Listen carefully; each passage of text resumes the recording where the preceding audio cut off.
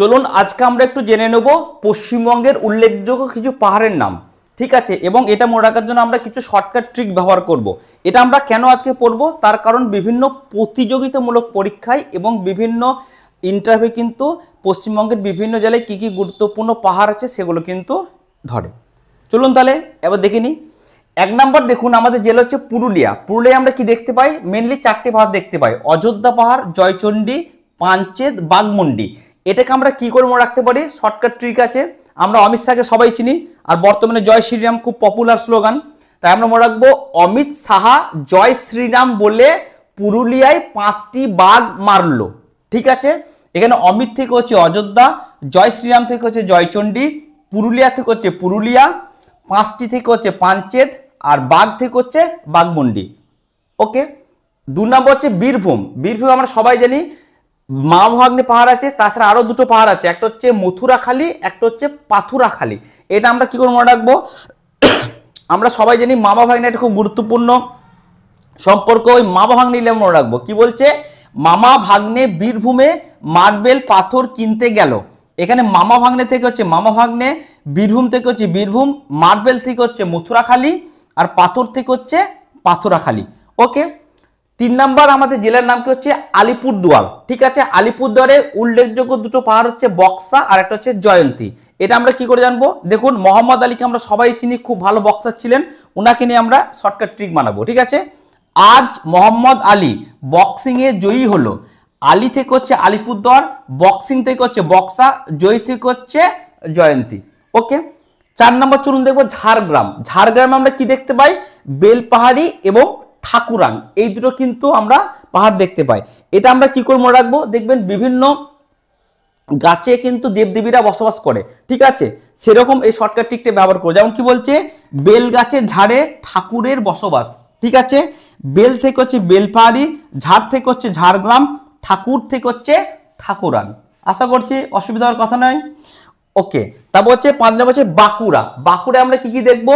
পাহাড়ের নাম একটা হচ্ছে বিহারীনাথ আছে, কোরো বলে একটা পাহাড় আছে, মশক বলে একটা পাহাড় আছে, আর শুশুনিয়া বলে একটা পাহাড় আছে। ঠিক আছে, এটা কিন্তু আমরা বিহারীদের উদাহরণ ধরবো। ঠিক আছে, আমি সমস্ত বিহারি ভাই বোনের কাছে ক্ষমা চাইছি, আমরা খুবই ট্যালেন্টেড এবং আমাদের বিভিন্ন প্রতিযোগিতামূলক পরীক্ষা দেখা গেছে সব থেকে বেশি আইপিএস অফিসার কিন্তু বিহার থেকে বেরিয়েছে।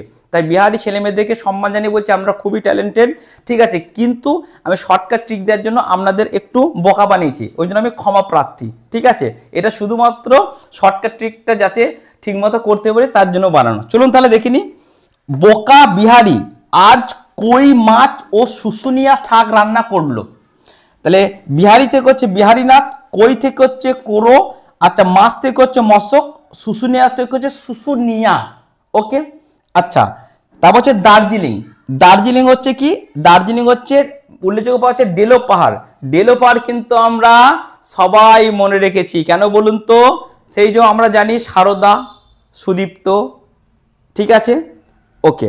চলুন এটা আমরা কি করে রাখবো? দেখবেন ডলি দিদি খুবই কিন্তু পরিচিত আমাদের নাম, এটা মনে রাখবো। শর্টকাট ঠিক হচ্ছে ডলি দিদি। ঠিক আছে, ডলি থেকে হচ্ছে ডেলো পাহাড়, দিদি থেকে হচ্ছে দার্জিলিং। তাহলে আমরা কিন্তু আজকে কি দেখলাম? পশ্চিমবঙ্গের যতগুলো জেলা তার উল্লেখযোগ্য পাহাড়ের নাম এবং শর্টকাট ট্রিকের সাহায্যে আমরা শিখে নিলাম। আশা করছি এইভাবে আমরা যদি মনে রাখেন তাহলে খুব সুবিধা হবে। কিন্তু আমি কি বলেছি? ভূগোল মানে কি? ভূগোল মানে শুধুমাত্র পড়লে হবে না, ম্যাপে তার লোকেশন দেখে নিতে হবে, তাহলে মনে রাখার সুবিধা। চলুন তাহলে আমরা ম্যাপে একটু দেখে নিই। দেখুন ম্যাপে আমরা দেখে নেবো কি এখানে কি আছে? বক্সা এবং জয়ন্তী, আলিপুরদুয়ারে 2টো পাহাড়। এখানে দেখুন কি আছে? পুরুলিয়ায় পাঞ্চেত আছে, বাঘমুন্ডি আছে, অযোধ্যা আছে। ঠিক আছে, আচ্ছা এরপর দেখুন আমরা কি দেখে নেব? বাঁকুড়া। বাঁকুড়ায় কি আছে? বিহারীনাথ আছে এবং শুশুনিয়া আছে। ঠিক আছে, আচ্ছা এখানে দেখুন কি আছে? মথুরাখালী আছে, আর নিচে কি আছে? বেলপাহাড়ি আছে। ঠিক আছে, আমি ম্যাপে কি করেছি? যেগুলো খুবই উল্লেখযোগ্য গুরুত্বপূর্ণ পাহাড় সেগুলি কিন্তু লোকেশন দিয়েছি, সবগুলো কিন্তু দেওয়া হয়নি। ঠিক আছে, আমরা তাহলে যদি এইভাবে পড়েন প্রত্যেকটা পশ্চিমবঙ্গের উল্লেখযোগ্য পাহাড়ের নাম ম্যাপ সহকারে এবং শর্টকাট ট্রিক সহকারে পড়েন, আশা করি আপনাদের মনে রাখতে সুবিধা হবে এবং বিভিন্ন প্রতিযোগিতামূলক পরীক্ষা এবং ভাইবা ইন্টারভিউ কিন্তু আপনাদের খুবই খুবই কাজে লাগবে। Thank you.